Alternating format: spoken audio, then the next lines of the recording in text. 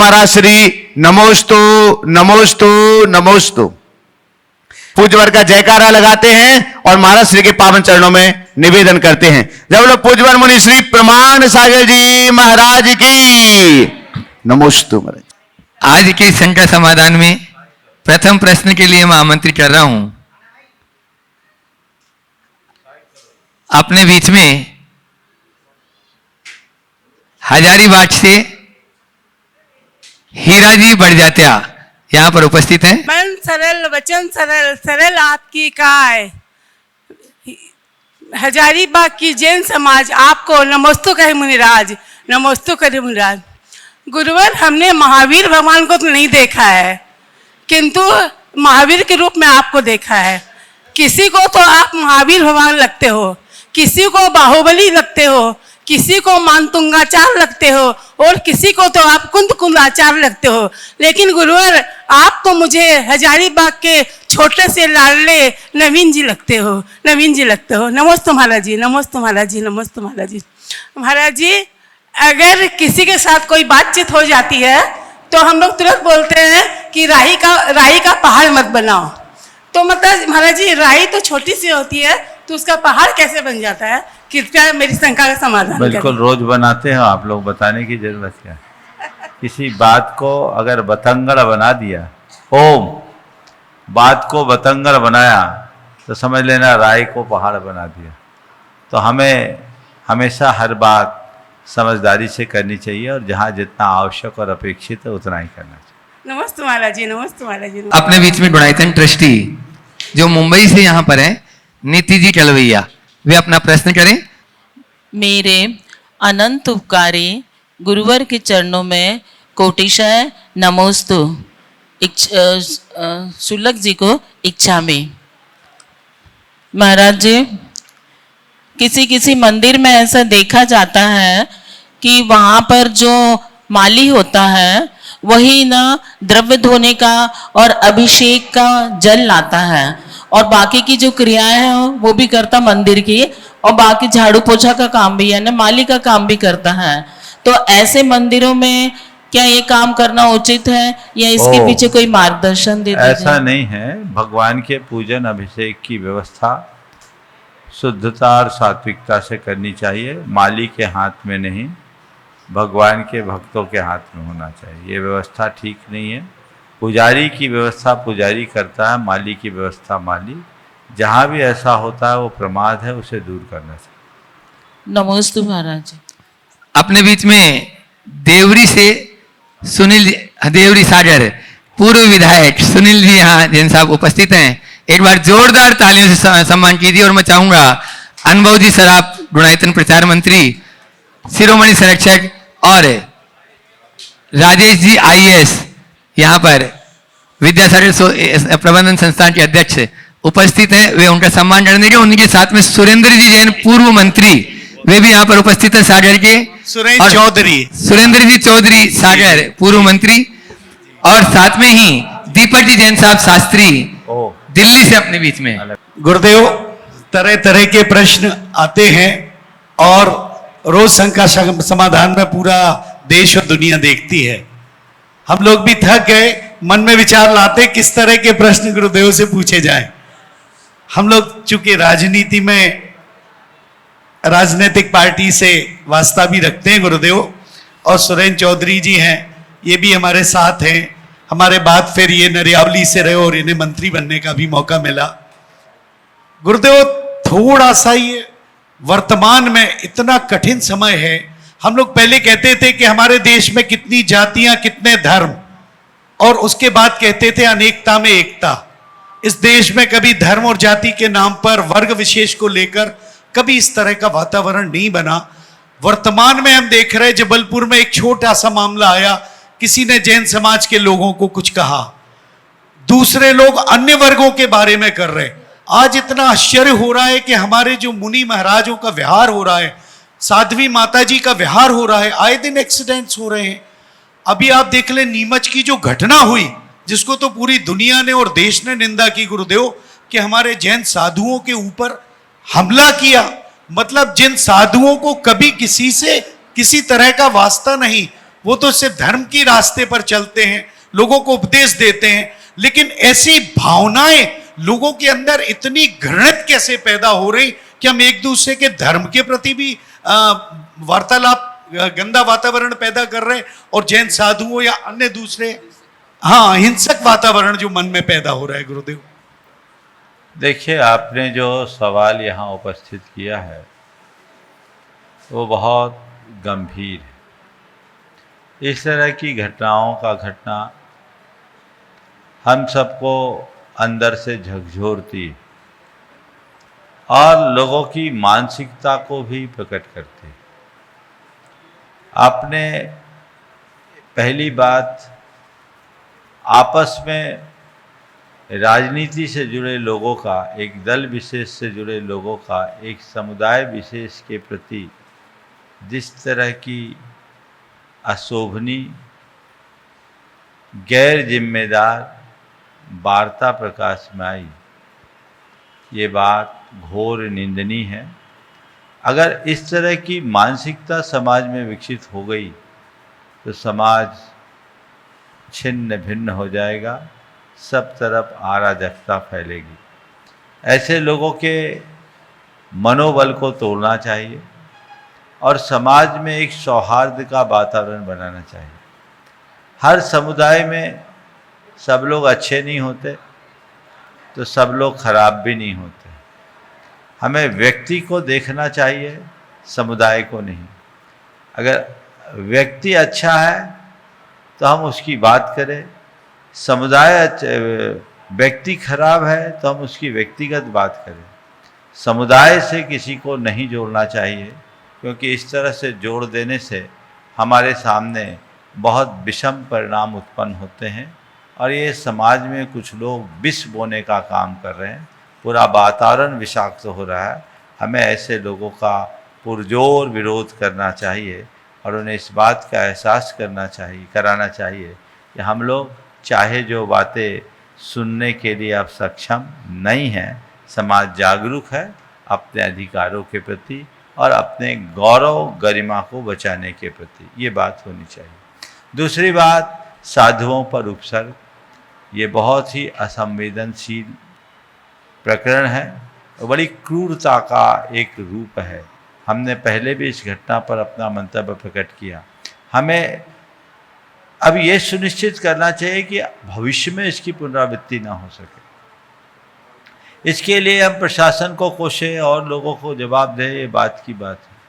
चाहे साधुओं का विहार हो या प्रवास, समाज की ये जिम्मेदारी होती है कि वे अपने स्तर पर उनकी सुरक्षा का प्रबंध करें।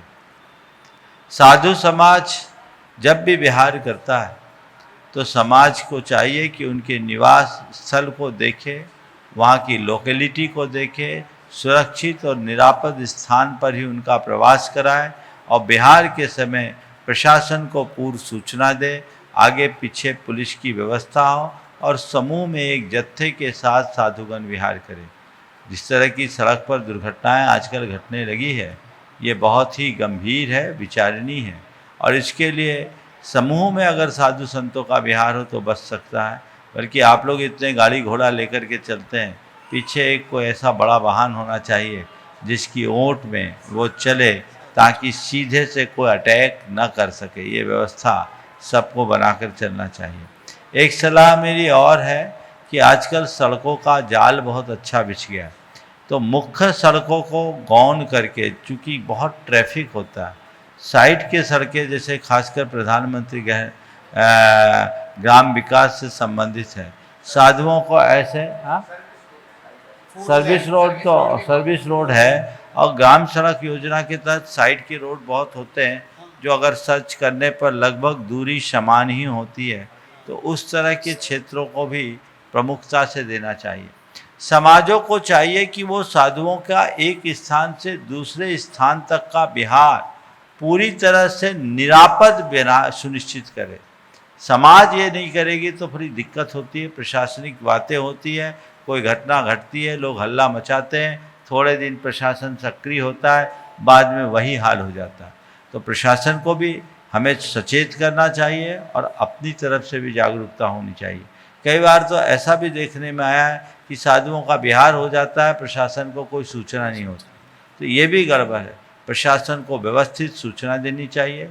आज के समय में अनियोजित विहार नहीं होना चाहिए, नियोजित विहार होना चाहिए, पूर्व निश्चित विहार होना चाहिए। सारे कार्यक्रम पहले से निर्धारित होना चाहिए, कब कहाँ कौन कैसे रुकेंगे और किस जगह से जाएंगे। संबंधित थाने को उसकी पूरी जानकारी होनी चाहिए और चाहिए तो प्रशासनिक अधिकारियों से बातचीत करके उन्हें सुरक्षित करे, तो ये रास्ता अच्छा बन सकता है। सुरेंद्र जी चौधरी जी। हाँ हाँ, जो प्रश्न ओ महाराज जी मेरे मन में उपलब्ध हो रहे थे, उनके उत्तर आते जा रहे थे। ये मैंने पहली बार अनुभव किया कि मैं ये क्वेश्चन करूं, मन से क्वेश्चन अंदर उठ रहा था, उधर से आपकी कृपा बरस रही थी उत्तर की, तो मेरे प्रश्नों का आपके उन्हीं सब बातों से उत्तर आ गया। आपको नमस्ते। बहुत बहुत हाँ। नमस्ते गुरुदेव, नमस्ते। और अगला प्रश्न अपने बीच में दिल्ली से दीपक जी शास्त्री। परम पूज्य गुणायतन पीड़िता भावना योग के जोड़ने वाले आचार्य भगवान के लघुनंदन मुनि श्री प्रमाण सागर जी महाराज के चरणों में कोटिशा नमोस्तु नमोस्तु मेरी तरफ से, समस्त आस्ति परिषदों की तरफ से। हे गुरुदेव, क्या कारण है कि आज लोगों ने आपस में मुनि श्रियों को भी बांट लिया? क्या कारण है कि आज वर्तमान में लोगों ने मुनि श्रियों को भी बांट लिया? क्या बांट लिया? मुनियों को बांट लिया, मुनियों को बांट लिया है। बांटने वाले का काम तो बांटना ही है। वो कहते हैं वो महाराज जी, लोग बांट रहे हैं, मुनि ना बटे बस। हाँ। तुम्हारा काम है बांटने का। तुम बांटोगे, हम बटेंगे, तब गड़बड़ है। कुछ कहते तुम्हारे हैं। बांटने में कोई आश्चर्य नहीं, मुनियों के बटने में आश्चर्य है। तो हमें अपनी निष्ठा ठीक रखनी चाहिए और मार्ग को सुरक्षित रखकर चलना चाहिए। आपके एक संथारा के उदाहरण से गुरुदेव आगे। नमोस्तु। अपने बीच में शामली से गुणायतन ट्रस्टी मयंकी जी जैन साहब। पूज्य गुरुदेव के चरणों में विजय जी बार-बार पाटोदी नमोस्तु। शिरोमणि संरक्षक और अनुभव जी सर आप वहीं पे जाके उनका सम्मान कर देंगे। राजेश जी भी वहीं पे पहुंच जाए। हाँ, प्रश्न करें मयंक भैया और वैभव भैया। महाराज जी के चरणों में बारंबार नमोस्तु। महाराज जी, मेरा प्रश्न ये है कि श्रद्धा और विश्वास में क्या अंतर है, और पहले श्रद्धा आती है कि विश्वास? देखो, आपने श्रद्धा और विश्वास कहा, मैं इसमें दो शब्द और कह देता हूँ, है ना? बुद्धि और तर्क। क्या? बुद्धि और तर्क। तो अब फिर से लो, बुद्धि, विश्वास, श्रद्धा और तर्क। इन चार शब्दों को एक उदाहरण से समझ लो। विश्वास कहता है, ध्यान से सुनो, विश्वास कहता है मैं रात अंधेरे में बेधड़क चला करता हूं। विश्वास कहता है मैं रात अंधेरे में बेधड़क चला करता हूं। बुद्धि कहती है मैं तो दिन के उजाले में भी भटक जाती हूं। विश्वास कहता है मैं रात अंधेरे में बेधड़क चला करता हूं। बुद्धि कहती है मैं तो दिन के उजाले में भी भटक जाता हूँ। श्रद्धा कहती है मैं पाषाण को भगवान बना देती हूँ। तो तर्क कहता है मैं भगवान को पाषाण बना देता हूँ। समझ गए? मैं समझता हूँ इसमें आपका अंतर स्पष्ट हो गया होगा। एक बार जोरदार करतब वैभव जी। हाँ, नमोस्तु महाराज जी। हाँ, एक बार जोरदार ताली बजा दीजिए।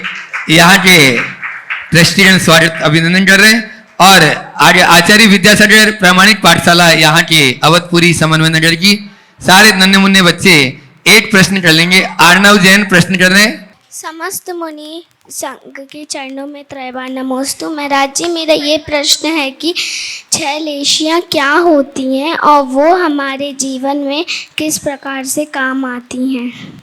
षड्लेश्या क्या होती? देखो, लेश्या जैन धर्म का एक विशिष्ट पारिभाषिक शब्द है। ओम जैन धर्म का एक विशिष्ट पारिभाषिक शब्द है लेश्या।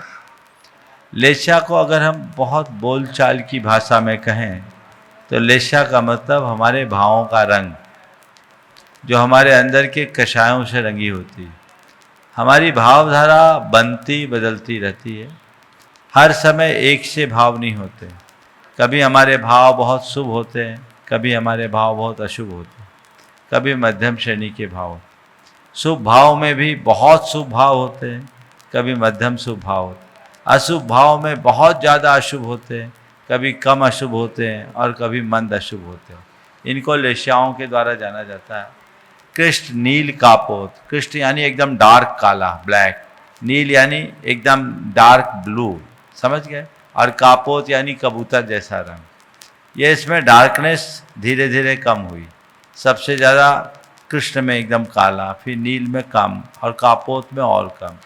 इसको 3 अशुभ लेशा का प्रतीक बताया। इसके उलट पीत, पद्म, शुक्ल, ये 3 शुभ लेशा हैं।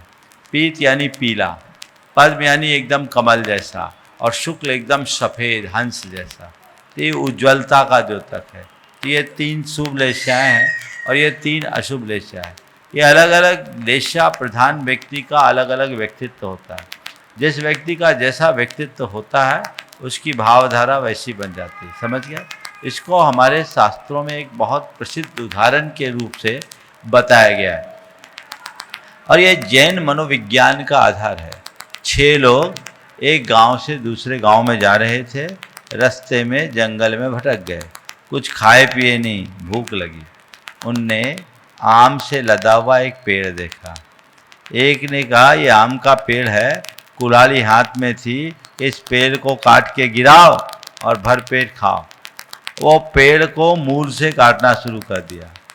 दूसरे ने कहा अरे हम 6 लोग हैं और इतने के लिए पूरे पेड़ को गिराने की ज़रूरत क्या है, एक आध छोटी सी डाली गिरा देते हैं, अपना काम बन जाएगा। तीसरे ने कहा कि डाल गिराने से क्या होगा, कोई फ़ायदा नहीं है, हम एक आध छोटी सी टहनी गिरा लें, उतने में ही अपना काम हो जाएगा। चौथे ने कहा टहनी गिराने से क्या ज़रूरत है, 2-4 गुच्छे गिरा लें, अपना काम हो जाएगा। पांचवें ने कहा गुच्छे गिराने की क्या ज़रूरत है, कुछ पके पके आम चुन ले, अपना पेट भर जाएगा। छठवें ने कहा भैया इतनी मशक्क़त करने की क्या ज़रूरत है, जो आम गिरे हुए हैं उनको चुन ले, अपना पेट भर जाएगा। समझ गए। तो ये जो जड़ काटने वाला था वो कृष्ण लेशा, जो डाली काट रहा था वो नील लेशा जैसा, जो टहनी काट रहा था वो कापोत लेशा वाला, केवल गुच्छे तोड़ने वाला पीत लेशा, पके फल तोड़ने वाला पद्म लेशा और चुन कर के खाने वाला शुक्ल लेशा, ऐसा समझ। मैं आवाज दे रहा हूं विद्यासागर प्रबंधन संस्थान के अध्यक्ष से, जिनके कंधों पर बहुत गुरुतर भार है और बहुत अच्छे से निभा रहे हैं। एक बार जोरदार तालियों से उनका स्वागत अभिनंदन कर दें। नमोस्तु भगवान, मुनि संघ के चरणों में त्रैवार नमोस्तु, छुल्लक जी के चरणों में इच्छामी। गुरुदेव, मेरा एक छोटा सा प्रश्न है। मनुष्य के जन्म के बाद सब कुछ अनिश्चित है और कोई चीज निश्चित है तो वो केवल मृत्यु निश्चित है। वैदिक दर्शन के अनुसार गुरुदेव मृत्यु का समय और स्थान टाला जा सकता है। जैन दर्शन इसमें क्या कहता है, क्या मृत्यु का स्थान और समय टाला जा सकता है? गुरुदेव देखिए, ये बात बिल्कुल सही है कि मृत्यु अटल है, मृत्यु तो होगी, ये तय है, पर कब होगी ये तय नहीं। जैन दर्शन के अनुसार आयु में वृद्धि नहीं हो सकती, जितनी आयु हम लेकर आए उससे ज़्यादा नहीं जी सकते, लेकिन असमय मृत्यु को टाला जा सकता है। हमारे शास्त्रों में एक अकाल मृत्यु शब्द आता है। अकाल मृत्यु अर्थात जो अपनी निर्धारित आयु से पहले काल कवलित हो जाए, वो अकाल मृत्यु। प्रायः जो दुर्घटनाओं से मृत्यु होती है वह सब अकाल मृत्यु की श्रेणी में आते हैं। तो ये अकाल मृत्यु असमय मृत्यु का कारण है। यदि व्यक्ति अपनी प्रवृत्तियों में थोड़ी सावधानी और सजगता रखे तो अकाल मृत्यु को टाल सकता है, बाकी मृत्यु अटल है।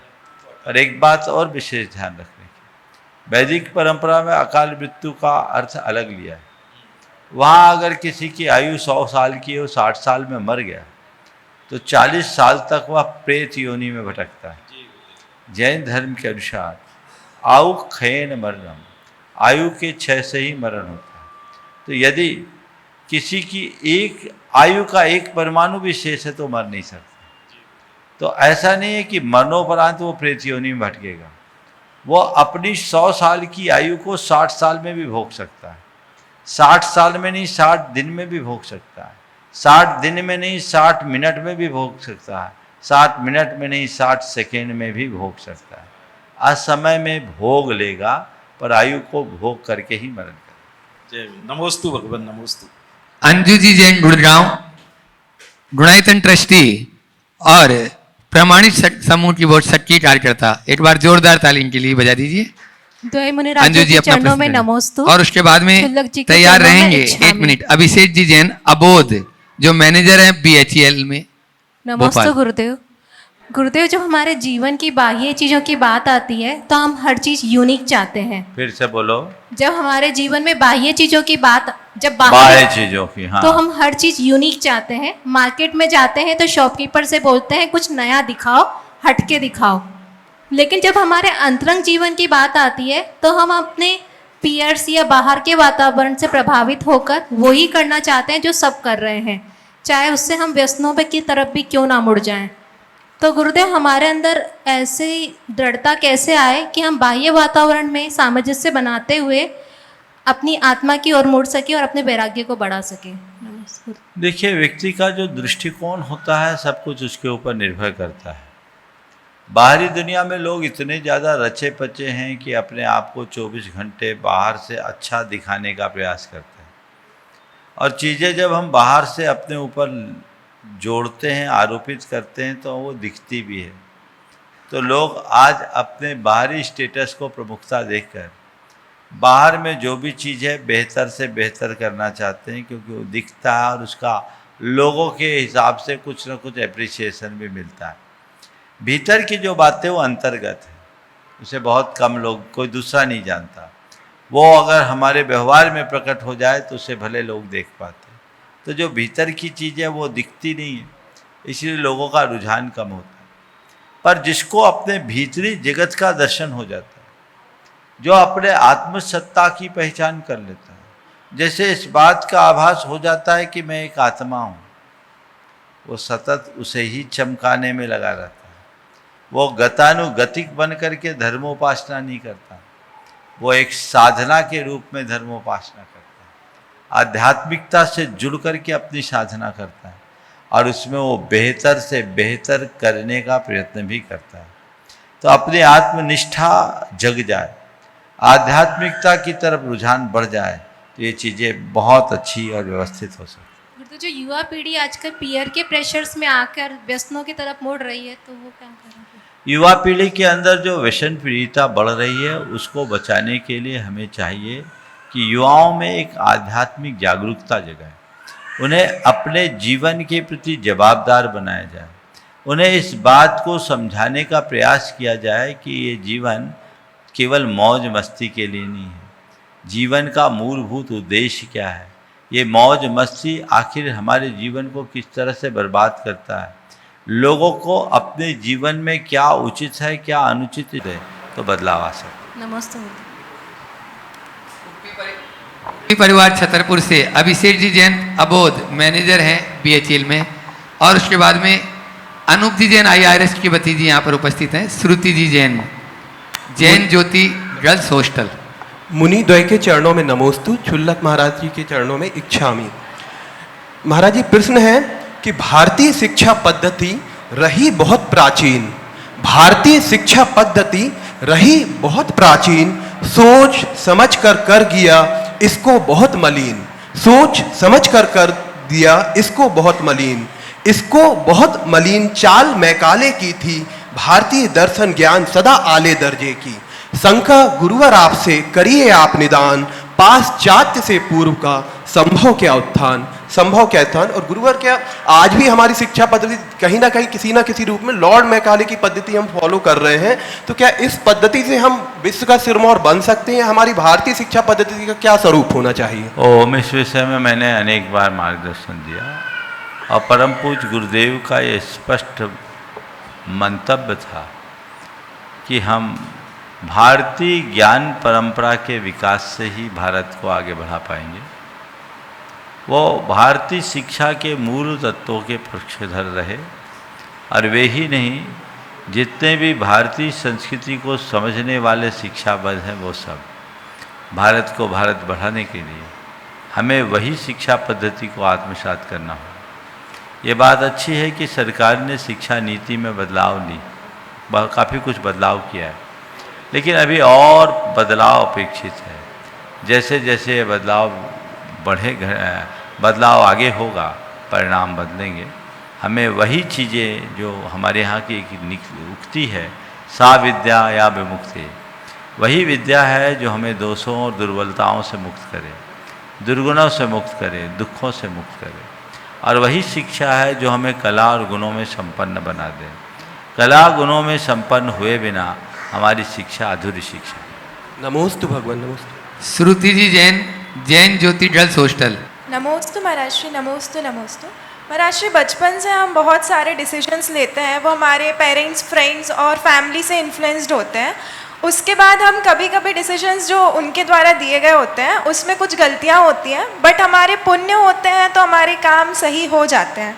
बट लाइफ में बहुत बार ऐसी सिचुएशंस आती हैं जहां हमें डिसीजन खुद से लेना होता है, पर हम डर रहे होते हैं, हमें फियर दिखता है, हमें रिस्क फैक्टर दिखता है, और हम शायद बहुत बड़े अचीवमेंट से रह जाते हैं क्योंकि हम अपने डिसीजन खुद नहीं ले रहे हैं। तो हम कैसे खुद को इतना केपेबल बनाएं कि हम जब डिसीजन लें तो हम बहुत कॉन्फिडेंट हो, हम रिस्क फैक्टर ना देखें, और एट द एंड अगर कुछ गलत हो भी तो हम रेडी हो कि हम फेस कर लेंगे, हम कर लेंगे। ऐसा देखो, डिसीजन या निर्णय दो आधार पर होता है।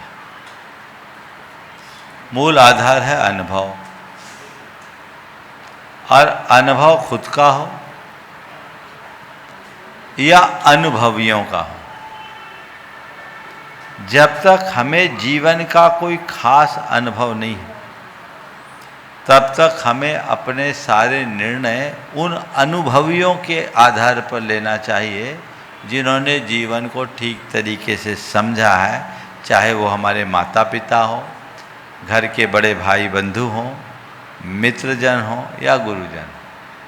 बच्चों को ज़्यादा अनुभव नहीं होता, वो एक दूसरे के देखा देखी, एक दूसरे के दबाव प्रभाव में आकर कोई भी निर्णय लेते हैं, वो निर्णय कतई उचित नहीं। तो जब तक हम खुद अनुभव से संपन्न ना हो तब तक जो अनुभवी हैं उनके संसर्ग में रहते हुए निर्णय लें।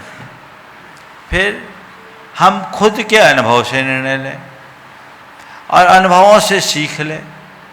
धीरे धीरे धीरे जैसे जैसे अनुभव होते जाए निर्णय लेना शुरू करें। निर्णय लेने के लिए आत्मविश्वास चाहिए, सबसे बड़ी बात। कॉन्फिडेंस अच्छा होना चाहिए। जिनका आत्मविश्वास कमज़ोर होता है वो निर्णय लेने में बड़े डगमगाते हैं।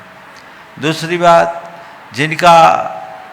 जिनकी सोच नकारात्मक होती है वो कभी निर्णय नहीं ले पाते। अपने आत्मविश्वास को बढ़ाएं, सोच को सकारात्मक बनाएं, पुराने अनुभवों के आधार पर निर्णय लें, और कदाचित कोई गलत निर्णय भी हो जाए तो उससे घबराए नहीं, सीख ले और तय करें अब ऐसे निर्णय को मैं नहीं दोहराऊं। जीवन बदलेगा और तभी आगे बढ़ पाएंगे। अपने आप को मजबूत बनाएं। लेकिन ये बात पुनः दोहराता हूँ, जब तक हम अपने जीवन को, एक कहावत है गधे 25 साल की उम्र में कहते हैं अकल की दाढ़ आती है। एक लोक में कहते हैं अकल दांत जो होती है 25 साल की उम्र में आती, उससे पहले नहीं आती। तो 25 साल के पहले ये हमारे पुराने अनुभवियों के वचन हैं कि अभी तुम इतने समर्थ नहीं हुए कि चीज़ों को समझ सको, तो तुम्हें अपने निर्णयों को खुद लेने की जगह अपने परिजनों से पुष्ट कराकर तय करना चाहिए। खासकर बड़े निर्णय जिससे संपूर्ण जीवन का फैसला होता है। और इस बीच भी जो निर्णय ले उसकी समीक्षा करें। समीक्षा करके अगर कहीं कोई गलती है तो उसे न दोहराने का संकल्प लें, तो हम अपना अच्छा निर्णय लेने में समर्थ हो सकेंगे। नमोस्तु महाराज। स्थानीय अवधपुरी से ही नितिन जी, अमृता जी, आर्णव, एनी जैन अपने पूरे परिवार के साथ में जो आज शिक्षा मित्र के रूप में भी जुड़े हैं, और उनके सम्मान के लिए मैं हाँ अनुभव महाराज श्री के पावन चरणों में त्रैवार नमोस्तु। अशोक भैया बता रहे हैं जो आज गुणायत से संबद्ध भी हुए हैं। और आज पूज्य श्री के आहार का सौभाग्य इस परिवार को प्राप्त हुआ है।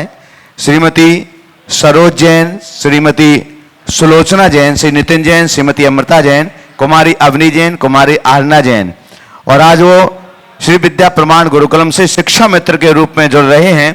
जो एक छात्र की राशि है निर्धारित, जो एक छात्र की राशि है निर्धारित 1 लाख रुपए की राशि से जुड़ रहे हैं। और साथ में वो गुणायतन के सूत्रधारी में। तो एक बार जोरदार करतल ध्वनि से सम्मान करें।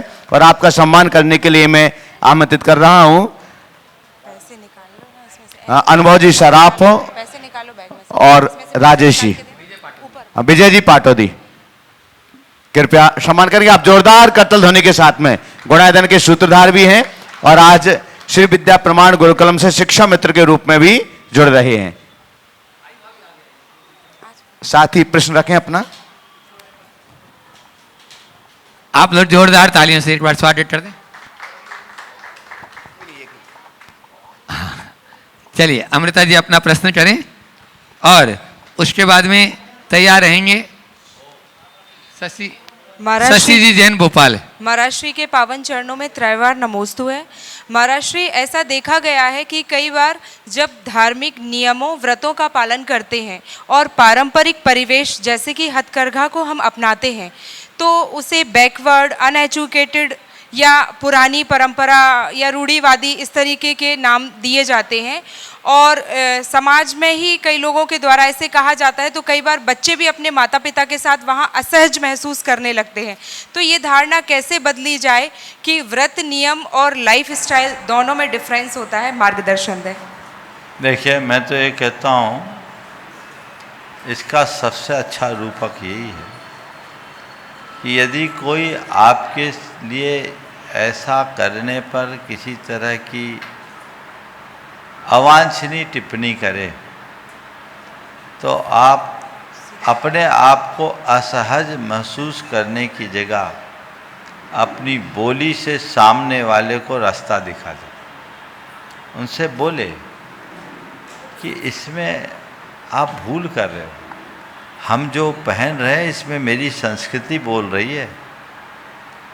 आपको अगर हमारा ऐसा दिखने से हम बैकवर्ड भी दिखते हैं तो हमें कोई दिक्कत नहीं।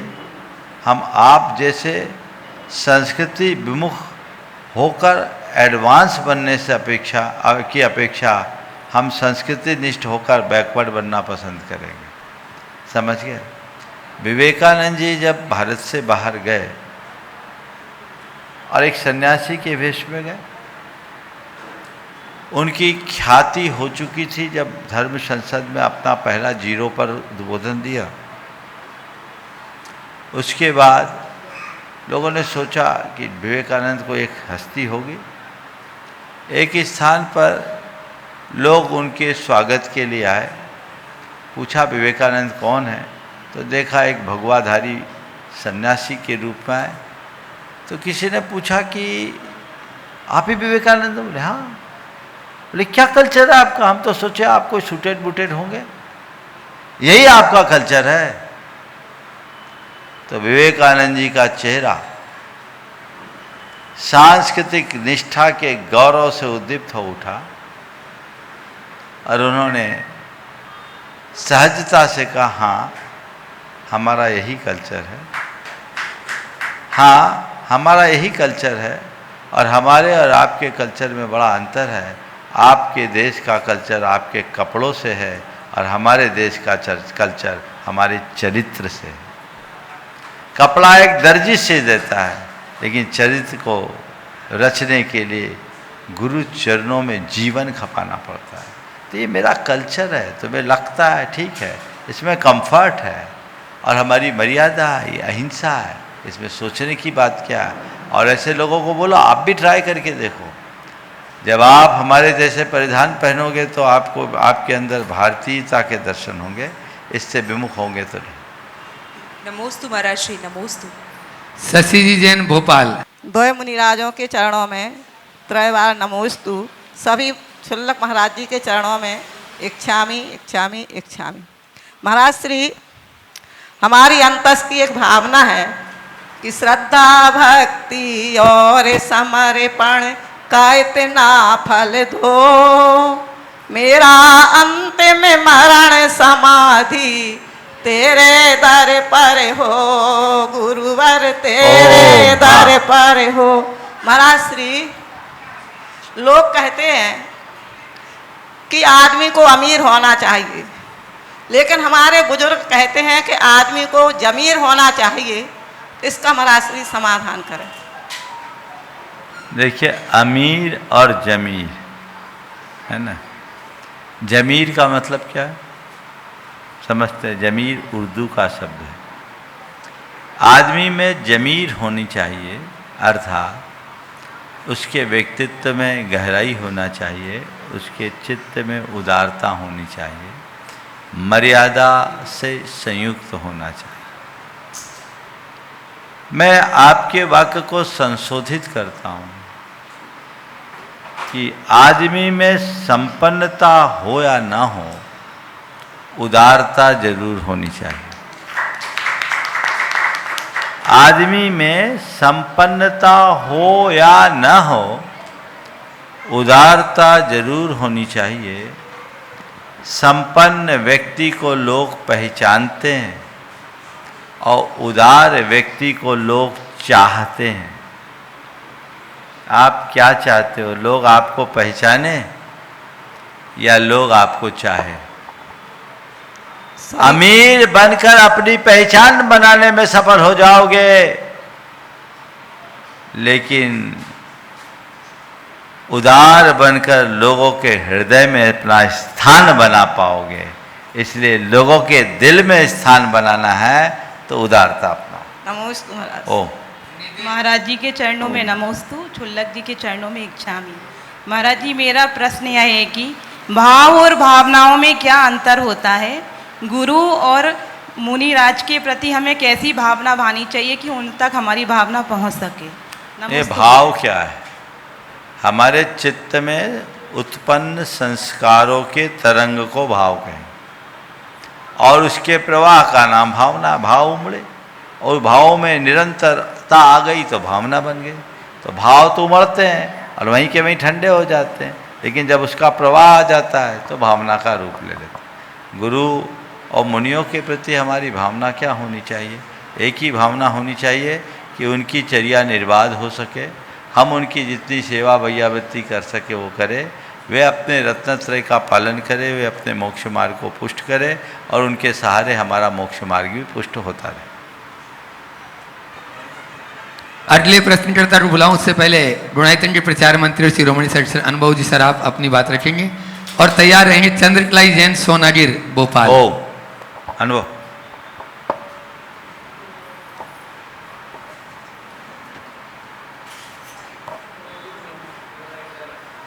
गुरुदेव के चरणों में नमन और मुनि संघ के चरणों में नमन। जैसा आप सबको विदित है कि श्री विद्या प्रमाण गुरुकुलम का अब संपन्नता का टाइम आ गया। हम लोग एडमिशन लेने की तैयारी कर रहे हैं। सारे बच्चों के एडमिशन हो गए और निरंतर सारे ही देश से बच्चे आए हुए हैं। सब लोगों का प्रयास है, हम लोगों ने अच्छी मेधावी छात्रों का चयन किया है गुरुकुलम में। आप लोग गुरुकुलम के इस उपकरण के लिए आप लोग तालियां बजाइए, क्योंकि हमारे सारे बच्चे सेलेक्ट हो चुके हैं। अब हम ये चाहेंगे कि इस गुरुकुलम हम लोग चाहेंगे कि गुरुदेव इस गुरुकुलम की जो हमारी दो योजना है, एक शिक्षा मित्र और विद्या मित्र। शिक्षा मित्र में हम इन मेधावी छात्रों को उच्च शिक्षा प्रदान करेंगे। उसके लिए हम लोगों ने राशि 1 लाख रुपए रखी है। आप जो भी परिवार उन छात्रों को पढ़ाना चाहते हैं वो बिल्कुल इच्छुक होकर हमारे साथ संपर्क करें। हम उन परिवारों के साथ उन बच्चों के लिए अच्छी उच्च शिक्षा देंगे और आप लोग उसमें योगदान रखेंगे। मेधावी छात्र के रूप में वो बच्चे आगे बढ़ेंगे और अच्छे संस्कारवान में बच्चे आगे आएंगे। इसी रूप में हम लोगों ने एक विद्या मित्र योजना चालू करी है। उन बच्चों को 6ठी से लेकर 12वीं तक के बच्चे 5 साल का क्रम पढ़ाएंगे। उसका हम लोगों ने विद्या मित्र के रूप में 5 लाख रुपए रखा हुआ है। आप अपने सहयोग राशि देकर उन बच्चों को आगे रखेंगे और आप गुरुकुलम में एक सहयोग के रूप में एक बच्चे को उच्च शिक्षा के रूप में निकालेंगे। मेधावी छात्र वो लोग बनेंगे और एक देश के आइकॉन बनेंगे, जो गुरु जी का सपना है। तो मैं यही चाहूँगा कि आप इस गुरुकुलम से जुड़ें और साथ में सेवा भाव में सहयोग दें। दोनों महाराज जी को त्रिवार नमोस्तु, छुल्लक जी को इच्छामी। महाराज जी यदि हम अपने चौका में सामान लेके जाते हैं और हमारा सामान नहीं चलता तो फिर हम क्या करें? अपना सामान नहीं चलता तो जो चल रहा है उसको चलाओ, और जो बाहर पर सभी लोग कहते हैं कि अपना देना होता है तभी पुण्य लगता, नहीं तो नहीं लगता। तो ठीक है, फिर अपना देना हो तो फिर कोई का नहीं ले पाएंगे। फिर वो लोग भी नहीं रखते हैं। सुनो, अपना देने का भाव रखो, लेकिन ना हो पाए तो अनुमोदना करो। समझ गए? ये एक व्यवस्था है। हो अनुश्री जी जैन। नमोस्तु महाराज जी, क्षामी महाराज जी। मेरा प्रश्न है, जब इंसान डिप्रेशन में रहता है या हेलो हाँ बोलो। या नमोस्तु महाराज जी, क्षामी महाराज जी।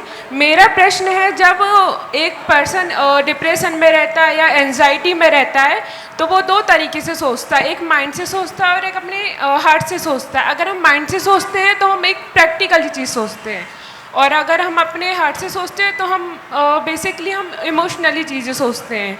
और अभी कुछ दिन से ऐसे हो रहे हैं कि कुछ केस लाइक सुसाइड केसेस भी आ रहे हैं। इंडिया में अगर हम देखें तो पर डे में 28 केसेस आते हैं। तो जैसे कि अगर इंसान सुसाइड करता है तो उसका एक रीज़न रहता है कि वो स्ट्रेस, कि वो बहुत ज़्यादा स्ट्रेस में है, पढ़ाई का स्ट्रेस रहता है या ऑफिस का स्ट्रेस रहता है, और अभी मैरिज के जैसे डिवोर्स के लिए भी लोग स्ट्रेस लेते हैं। तो इस सिचुएशन में अगर कोई अगर डिप्रेशन में एंजाइटी में है तो हमें किस पे में सोचना चाहिए, अगर हम माइंड से या अपने हार्ट से? मैं तो कहता हूँ, अगर कोई भी डिप्रेशन में है, एंजाइटी में है, अथवा सुसाइडल मेंटालिटी भी बन गई, सबसे मुक्त हो जाएगा। नियमित भावना योग करें, मन लगाकर स्थिरतापूर्वक यदि भावना योग किया जाए तो बहुत अच्छे परिणाम हैं। सैकड़ों लोग भावना योग के बल पर डिप्रेशन से बाहर आए, तो प्रयास किया जा सकता है। वैसी कोशिश करनी चाहिए, इधर वो प्रयास करना चाहिए और उसके अनुरूप लाभ मिलेगा। भावना योग बहुत बड़ा आधार है अपने आप को डिप्रेशन और एंजाइटी से मुक्त करने का। ऐसे लोगों को आध्यात्मिक प्रवचन भी सुनना चाहिए, भावना योग भी करनी चाहिए।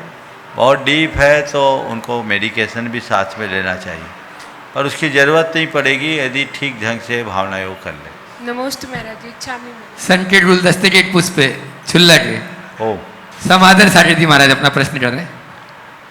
नमोस्तु महाराज जी, नमोस्तु महाराज जी। जैसे कि चौके में हार करने जाते हैं, आजकल घर छोटे हो गए हैं। फिर से बोलो। आजकल हम लोग हार करने जाते हैं चौके में, तो घर छोटे हो गए आजकल, लेकिन जब हार करने जाते हैं तो वहाँ पर सोफा सेट आदि लगे रहते हैं, जहाँ पर अशुद्धि का वातावरण बना रहता है हमेशा, तो वहीं पर लोग हमको हार कराते हैं। तो जी ऐसे बहुत अच्छा सवाल है।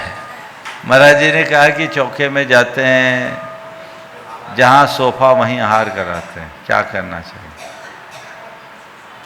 कायदे से तो रसोई इतनी बड़ी होनी चाहिए कि साधु के चरण रसोई घर में ही हो। सोफा को अगर है तो सोफा अस्थायी रूप से अलग कर दीजिए, पर चूंकि घर इतने छोटे छोटे हैं कि सोफा अलग कर दे तो घर वाले को बाहर निकलना पड़ेगा। ये समस्याएं गहरी है। 2 BHK 3 BHK के फ्लैट्स या घर होते हैं, दिक्कत तो होती। मैं आज के इस प्रश्न के माध्यम से सभी को संदेश देना चाहता हूँ कि आप अपने घरों में चौका इतना बड़ा बनाएं कि 4 मुनिराज एक साथ आहार कर सके। अपनी प्लानिंग में ले, शुद्ध प्रकाश और हवा वहाँ हो। एक कमरा कम बना लो ताकि उसकी शुद्धता रहे। सोफा पास में रहता है, सोफा में हर व्यक्ति हर अवस्थाओं में बैठता है, शुद्धता कहाँ रहती है? और उसमें भी अगर कपड़े का सीट है तो फिर क्या कहना। इसलिए इसे अवॉइड करना चाहिए। हम लोग कई बार कंसीडर तो कर लेते हैं, लेकिन ये उचित नहीं है। चौका लगाने वाले को इसका ध्यान रखना चाहिए। अगर आपके पास नहीं है व्यवस्था तो उसका एक सॉल्यूशन है, आहार देने वाले की संख्या कम कर लो और रसोई घर में आहार करा दो। 4x6 की जगह में भी हमने आहार लिया है। एक का चौका छोटा था हमने कहा ठीक है तुम 3 जन हार देना, चौथे की एंट्री नहीं, और घर में 3 ही सदस्य थे, हो गया। तो ये अल्टरनेट हो सकता है, हालांकि रोज़ रोज़ ऐसा प्रैक्टिकल नहीं है, पर इसको अपनाना चाहिए। महाराज जी ने बहुत गंभीर विषय पर ध्यान आकृष्ट किया है। हाँ भैया जी बोल रहे चौका वाले से तो ज़्यादा बाहर वाले होते हैं, कुछ आते हैं कुछ आमंत्रित होते हैं, दोनों होते हैं, कंट्रोल करना चाहिए। आज के सत्र को यहीं पर विराम। बोलिए परम पूज्य आचार्य गुरुवर श्री विद्यासागर महाराज की।